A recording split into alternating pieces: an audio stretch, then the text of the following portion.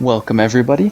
As I was playing the Ike Paralog on Maddening difficulty in Fire Emblem Engage, I ran into quite the predicament.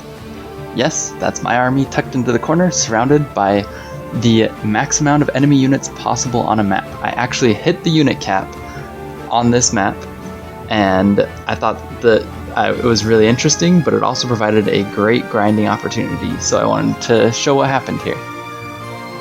Basically, this map is a great example of the game trying to tell you on Maddening Mode especially, hey, you are not allowed to turtle and to grind on this map. What happens is you end up getting close to 50 turns of reinforcements, 10 units every single turn, 3 paladins in the top, 4 snipers on the left, and 3 sages on the right.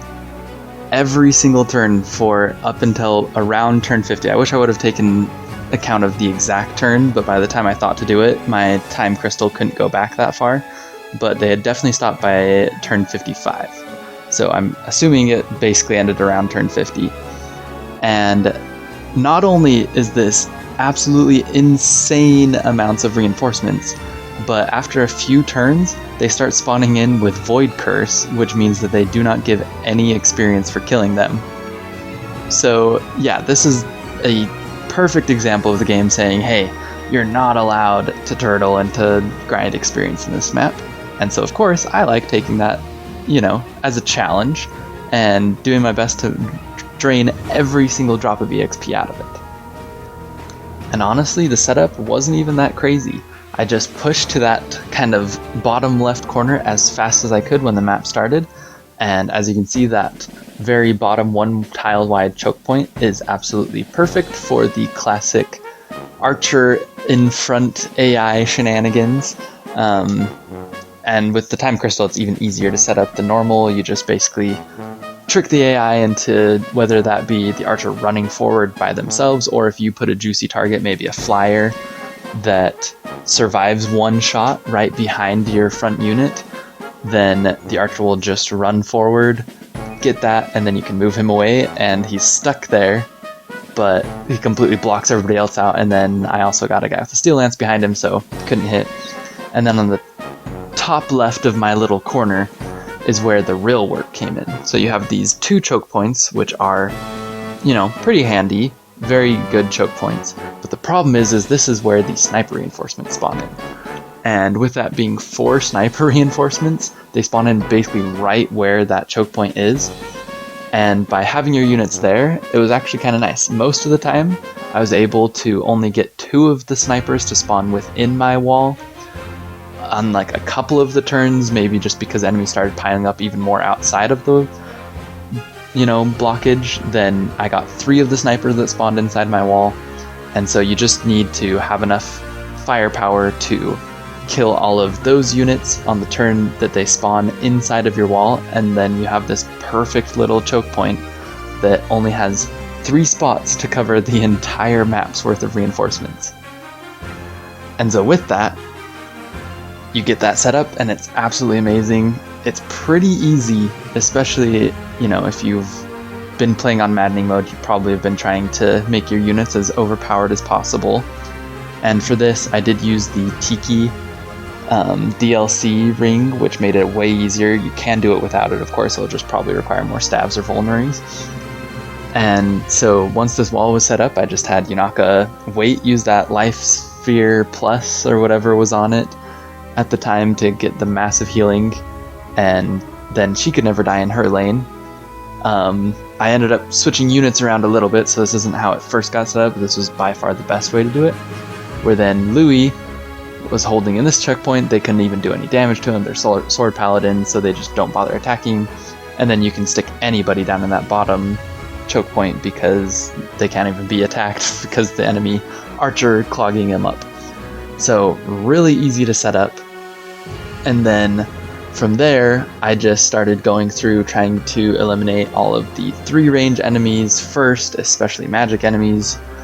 And then what was nice is if I only killed 1 or 2 or even 3 enemies a turn, then because it had hit the unit cap of all the reinforcements spawning, then it would try to spawn more reinforcements, but it would only be able to spawn sword paladins because they go first. And by the time it gets to the snipers, the unit cap has been hit, and so they wouldn't spawn in. And it's pretty funny because you can even see the game engine chugging along at the end of enemy phase, like, okay, we're trying to spawn sword paladins, none of them make it. We try to spawn snipers, none of them make it. Sages, none of them make it. And so you're not missing out on any experience that way, because at this point, all of those reinforcements have the Void Curse ability, so it's like, take your time, like, clearing out these enemies. You can use as much time as you need, because there's no way for them to ever break through the wall, no crit chances, no ability for them to shuffle their units around because of the AI.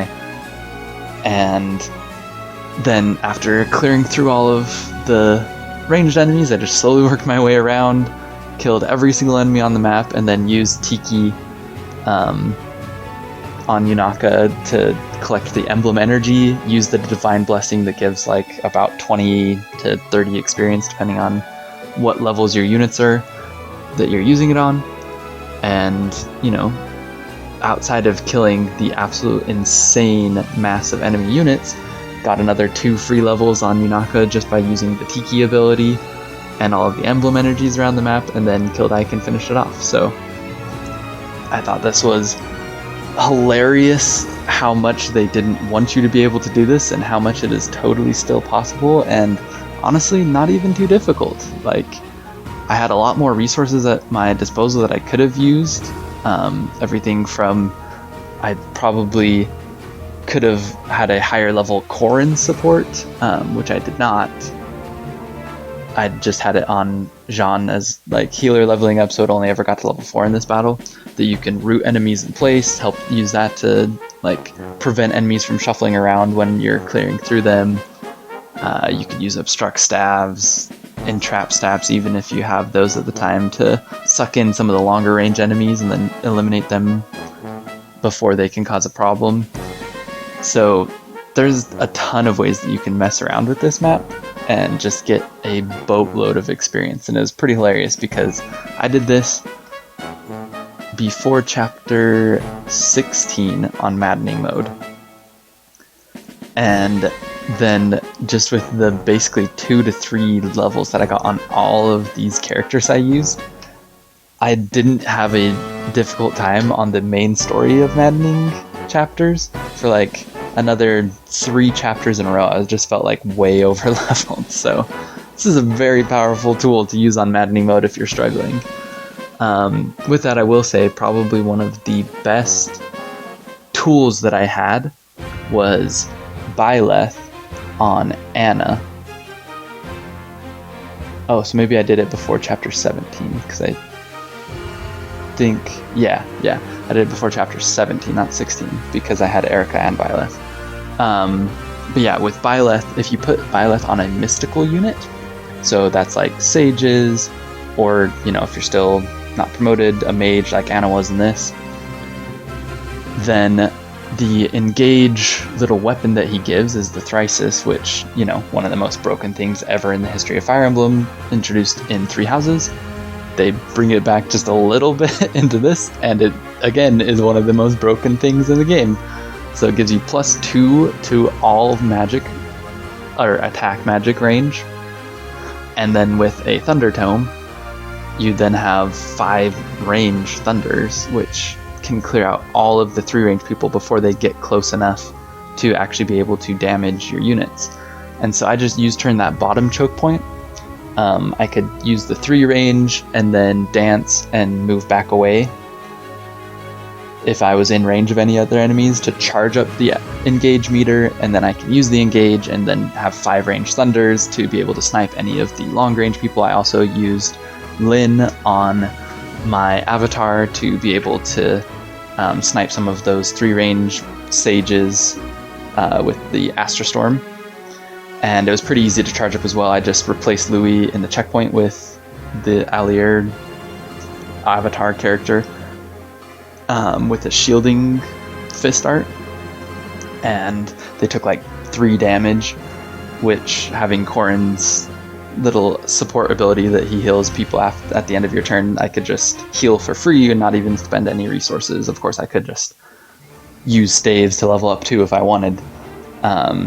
But yeah, like I said, there's a ton of ways that you can break this map, despite all of this effort that they put into trying to make it this rush down. You have to beat the boss before taking out all the reinforcements, because they have basically 50 turns of reinforcements.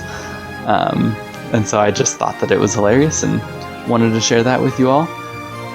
And hope that all of you are having a good run through Fire Emblem Engage, have a good time going through on Maddening difficulty. If any of you are attempting that as well, it's some of the most fun I've had, just figuring out all of the silly tricks that you can use to absolutely break the AI on certain maps. With that, if you know of any other really cool exploits to use for grinding experience, or I've heard that there's an exploit for making skirmishes spawn more often on Maddening Mode, haven't been able to find a lot of information on it. Somebody just like mentioned in a chat, like, oh yeah, I've heard of that exploit where you do something with Brodio's donation levels, and so I'm sure there's so much more out there. I'd love for all of you to share with me. Hopefully this helps some of you either get a laugh out of how silly this game can be, or get legitimate use out of this and break apart your maddening runs as well. So hope you have a good one. See ya.